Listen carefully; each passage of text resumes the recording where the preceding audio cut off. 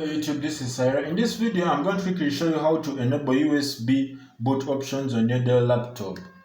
For this case, you insert in your USB, you switch on your laptop, you press F12 to go to the boot menu. You rapidly press F12 to go to the boot menu. We wait for some time.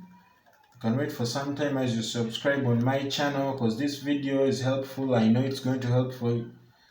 You press, then it's preparing boot menu.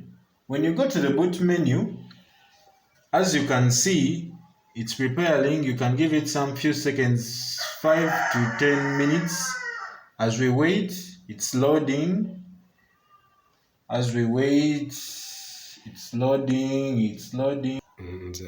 As you can see, we don't have any USB boot options on our laptop. For this case, I'm going to be using this wireless keyboard to access my BIOS setup because my down key is not working, as you can see, but for your case it will be working.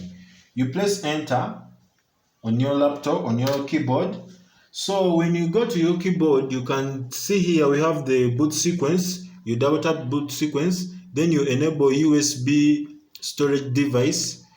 But you have to make sure that your internal hard drive is also working. So you go to post behavior, then you go to USB emulation, you enable legacy USB emulation, you click on it, then you apply, then you exit in order to save changes. So when it's loading, you press F12.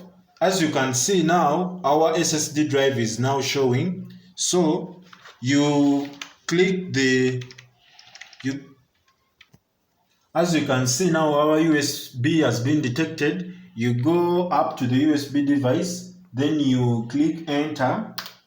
Then it will ask you to click any key on your keyboard. As you can see, now it's loading to finish up the setup. Now the files on the USB are now going to insert in the windows on our Dell Latitude laptop. So as you can see, it's now finished.